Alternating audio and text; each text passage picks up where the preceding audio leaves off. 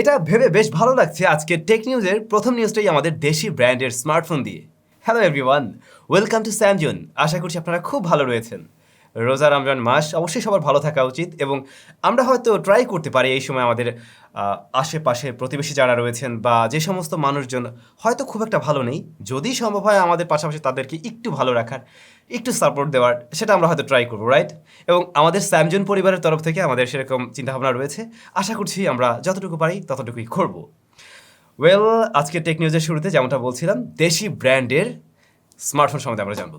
তো দেশি ব্র্যান্ড ওয়ালটন একটি স্পেশাল ডিভাইস নিয়ে আসতে যাচ্ছে। অলরেডি হয়তো তাদের ফেসবুক পেজ থেকে আপনারা জেনে ফেলছেন, রাইট? তবে আমার কাছে আরও স্পেশাল কিছু লিক্স রয়েছে যেগুলো হয়তো এখন পর্যন্ত আপনারা জানতে পারেননি। এই স্মার্টফোনটা মোটামুটি পাওয়ারফুল কিছু হতে যাচ্ছে। ইভেন ওয়ালটন এই ডিভাইসে তার ইউআই এর উপর একটু কাজ করবে। মানে আমরা সবসময় হয়তো ওয়ালটনের ফোনগুলোতে একটা কমপ্লেন করে আসছিলাম যে তাদের ইউআই নিয়ে আরেকটু ভাবা উচিত, ইউআই এর দিকে আরেকটু গুরুত্ব দেওয়া উচিত। সো এই ফোনটাতে হয়তো সেরকম বেশ কিছু থাকছে। হয়তো রেগুলার ওয়ালটনের ফোন আমরা যেমনটা দেখে আসতাম তেমনটা হচ্ছে না। ইভেন আমার কাছে এই ফোনের লাইভ ফটো রয়েছে, যেমনটা আপনারা এখন দেখছেন। স্মার্টফোনের লুকসটা কিন্তু নট ব্যাড, ভালোই। তারপরে এই মোবাইল ফোনের ভিতরে কী কী আসবে তার ব্যাপারে আমরা যতটুকু জানতে পারছি, হয়তো স্ন্যাপড্রাগনের প্রসেসর দিয়ে আসতে পারে। তারপরে এই স্মার্টফোনটার যে ক্যামেরা, ভিতরে যে তথ্য রয়েছে তাতে তো মনে হয় এর বোথ সাইডে 4K-তে ভিডিও রেকর্ড করার সুযোগ থাকবে। এছাড়া রেগুলার স্মার্টফোনগুলোর মতো কল রেকর্ড আরও অনেক সুযোগ সুবিধা থাকছে। মানে আমি যতটুকু লিক্স পেয়েছি সেটাই আপনাদের সাথে শেয়ার করলাম। সো আপনি কমেন্ট করে জানান ওয়ালটনের এটা কোন স্মার্টফোন হতে পারে। আমার যে মনে হয় কোন একটি মিনি ভার্সন, ওয়ালটনের আপকামিং কোনো ডিভাইসের মিনি ভার্সন এটা। আপনার কি মনে হয় অবশ্যই কমেন্ট করে জানাবেন। সো ওয়ালটন ভালো কাজ করছে, করুক।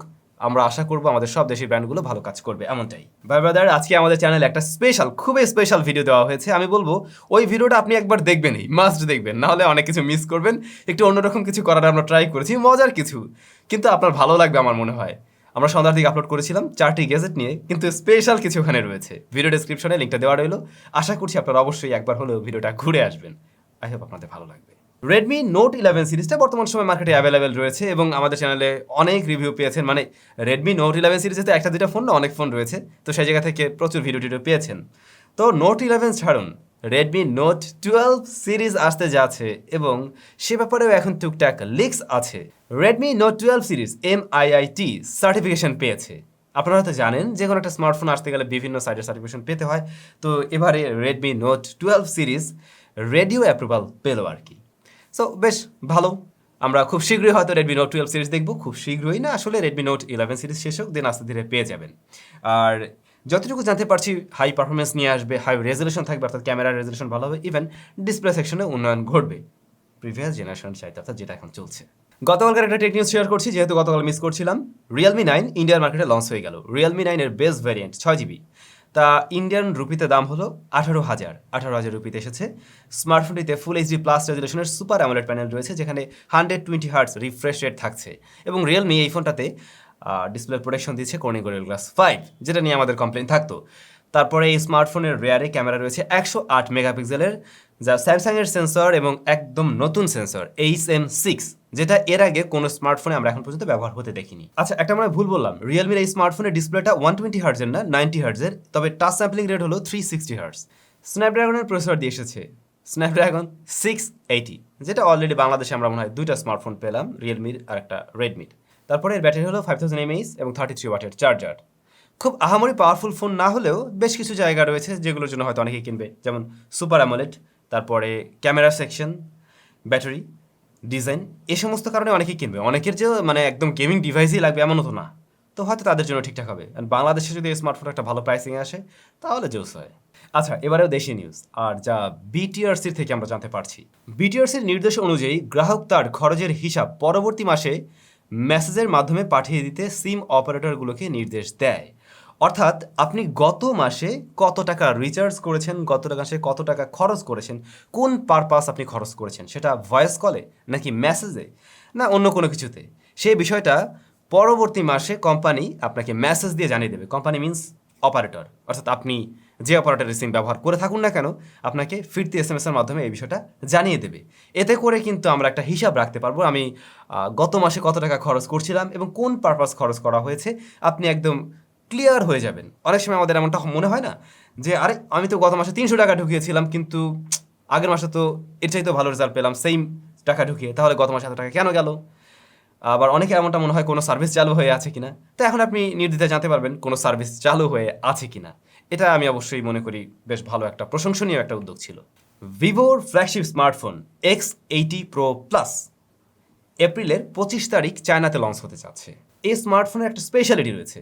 রেয়ারের 3টি ক্যামেরাই সনির সেন্সর, সনি IMX866, IMX663, তারপরে আবার IMX663। তার মানে 3টি সেন্সরেই সনির।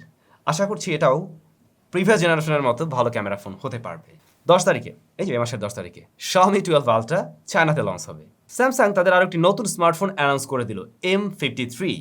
তবে এর দাম জানা যায়নি। এই স্মার্টফোনটাতে সুপার আমোলেড প্যানেলই থাকছে, যা 120 Hz রিফ্রেশ রেটের। এর সাইজ 6.7 ইঞ্চ, একদম ছোটোখাটো ফোন না, তবে ফোনটা বেশ স্লিম। এর থিকনেস হলো 7.4 mm। ক্যামেরায় 108, রেয়ারে আর ফ্রন্টে থাকছে 32 মেগাপিক্সেলের শুটার। তবে এর প্রসেসর সেকশনে মিডিয়াটেক ডাইমেনসিটি 900, অপারেটিং সিস্টেমে অ্যান্ড্রয়েড 12 দিয়ে আসবে। তবে এই স্মার্টফোনের দাম কেমন হতে যাচ্ছে সে ব্যাপারটা এখনও নির্দিষ্ট করে বলা যায় না। হয়তো বাংলাদেশে যদি লঞ্চ হয়, এটা 30,000-এর উপরেই লঞ্চ হবে বলে আশা করা যায়, যেমনটা হয় আর কি। তো ভাই ব্রাদার, এই ছিল আজকের টেক নিউজ। আমি যেটা বলছিলাম, আমাদের আরেকটি ভিডিও আজকে আমাদের চ্যানেলে আপলোড করা হয়েছে, অবশ্যই দেখে নেবেন, ডেসক্রিপশনে লিঙ্কটি দেওয়া থাকবে। চলে যাই কমেন্ট সেকশনে। নাহিদ রহমান ভাই, পাখির আওয়াজটা শুনতে অনেক সুন্দর লাগলো। বিষয়টা হলো, আমরা এই কারণে একটু বাইরে গিয়েছিলাম। ঘরে তো সবসময় একটা জায়গায় আমরা আসলে আজকা এভাবে হয়তো ভিডিও শ্যুট করি, তাই চিন্তা করলাম যে একটু বাইরে যাই। আসলে বাইরে একটু মানে অন্য কাজেও যাওয়া হয়েছিল, তো একবারে ভিডিও শ্যুট করা হয়। আর পাখির ডাকগুলো সুন্দর ছিল, ওই ভিডিওটা যেটা আগে আপলোড করা হয়েছে ওটাতে। সাফিনুল ভাই লিখেছেন, ভাই নার্জো 50 ভার্সেস রেডমি নোট 11 এর একটা ভিডিও করেন। ভাই, নার্জো 50 লঞ্চ হওয়ার পরের দিনেই আমাদের চ্যানেলে এই ভিডিও আপলোড করা হয়েছে, আপনি সার্চ দিলেই পেয়ে যাবেন। রকি ভাই লিখেছেন, স্যাম ভাই, Infinix hot 11s versus Narzo 50 একটা ভিডিও হলে ভালো হতো। আমি ট্রাই করব brother, but not sure. Oliul Islam, ভাইয়া আপনি কি ফোন বিক্রি করেন? লাভিং পটুয়াখালী। ভাইয়া না, আমি ফোন বিক্রি করি না। আমাদের এটা তো একটা রিভিউ বেসড চ্যানেল। আমাদের যেটা কাজ সেটা হলো প্রোডাক্টের রিভিউ করা, অর্থাৎ ফোনের রিভিউ বা গ্যাজেটের রিভিউ। কিন্তু আমরা নিজেরা সেল করি না, আমাদের স্পন্সরশিপ থাকে, তারাই সেল করে থাকে। এই আর কি। ভালো থাকবেন, সুস্থ থাকবেন। খুব শীঘ্রই আপনাদের সাথে দেখা হবে। আর দোয়া করবেন, ওই যে আমরা যেমনটা চিন্তা করছি যে স্যামজনের তরফ থেকে যদি আমাদের আশেপাশের যাদের হয়তো ওইভাবে মানে সুযোগ নেই ভালো কিছুর, বা হয়তো টাকা পয়সার অভাব রয়েছে, তাদের নিয়ে যাতে কিছু একটু করতে পারি, সেরকম যাতে সুযোগ আমরা পাই। সবাই ভালো থাকুন, তাহলে দেখা হচ্ছে নতুন ভিডিওতে।